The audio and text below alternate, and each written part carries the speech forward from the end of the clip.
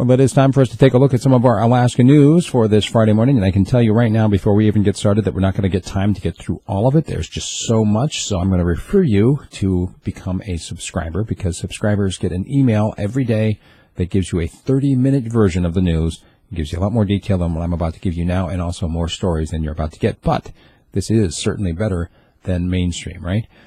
It's brought to you by Inland Petro Service, Inc. at 451-1905. If you're an Alaskan business, you know the importance of keeping your fuel dispensers working, from piping to tanks to having the know-how to fix the mechanisms in the dispenser at 40 below. There's an awful lot that can go wrong during the winter with your fuel. Well, even in summer, dealing with debris and water removal, that's no fun. And that's why you should call Inland Petro Service. From fuel additives to tank monitor systems, line leak tests to third-party inspections, no job is too big or too small. They even do point-of-sale installation and service. Above and below, in or out, they do it all. Give them a call at 907-451-1905. That's 907-451-1905. Or check out their website, inlandpetroservice.com. From Bettles to McCarthy, Northway to Beaver Creek, there's no place too far.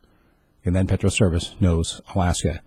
Taking a look at our Alaska news for this Friday morning. A fire has destroyed the longtime North Pole business, Hector's Welding. It went up in flames on early Wednesday morning. Also, KTUU notes that the Alaska forfeiture law and seizure, that's drawing fire right now. There's a proposal from Tammy Wilson to bring that into check, and a number of people are now contesting, no, they don't seize things. If they're not convicted, they get the stuff back. She said, no, we've got evidence that is not happening. She's trying to get that changed. 4 geese, 3 chickens, 1 cabin saved from a fire in Ester. The homeowner noticed the fire in the outstructure, gave a call. They managed to get all the animals and people out safely. The fire started at the wood stove. The EPA grant freeze from President Trump, it's having some ripple effects across the country, including here in Alaska. It could affect a number of programs, from the borough's air quality program to other studies that are going on right now. It also is likely to affect the ocean study. And right now they're doing a number of things down in Anchorage. There's actually a science symposium going on this week. A lot of fear and trembling, lots of gnashing of teeth going on, saying, oh no, we're not going to be able to get our information. And a lot of these fears are justified because right now it does appear that there's a bit of an ideological purge going on at the EPA. Whatever you feel about it, it's purely political at this point. And that grant freeze is going to impact the state program here in Alaska that has to do with getting running water to some of the villages, a lot of the other programs that depend on grant funding. One thing it's not going to affect is the grant to go and inspect the Polaris Building. That's already been set aside, apparently. And so the Brownsfields assessment, I think is what they're calling it, that's going ahead by May, according to City Councilman David Pruse. There was an earthquake around a 4.6 or so that was felt across South Central. And no injuries, of course, or even damage, but it was felt widely.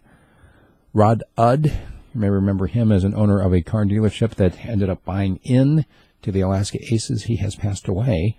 Apparently he had a fall which complicated some of his health issues, and he's passed away. He's being remembered right now as a very kind and generous person. Also, they're saying that even when we've raised the gas taxes here in Alaska, they're talking about tripling it, going from 8 cents a gallon to 24 cents a gallon. It's still going to be under the national average. And I don't know if you remember that family that was blamed for that Goldstream dog killing that has now prompted a new bit of an ordinance, a new bit of legislation that's going to anti-animal cruelty, whatever. That family says, hey, we're being wrongly blamed for this. That's not how it happened. The story that's been circulated in social media now reported by the regular media. And their side of the story is in the Newsminer as of, I think, Thursday. And lastly, the permanent fund, as you know, the filing period is going on until the end of March. Last year, there were 104 people who were actually right in the middle of their application when midnight hit, and they were shut out. They didn't get their money. And the PFD director is urging people to file now. Get your filing in so that you can get your money. We don't want you to get locked out. That's what we've got for our Alaska News on this Friday morning. You like what I'm doing? Become a supporter at radiofreespeech.com, either by buying a subscription or send me an email, steve@radiofreespeech.com, or hit me up on Patreon. And remember to click like on Facebook, all that other fun stuff. let's keep this going. And I want to get some conversation going as well. We're going to be getting some more interviews up soon at radiofreespeech.com.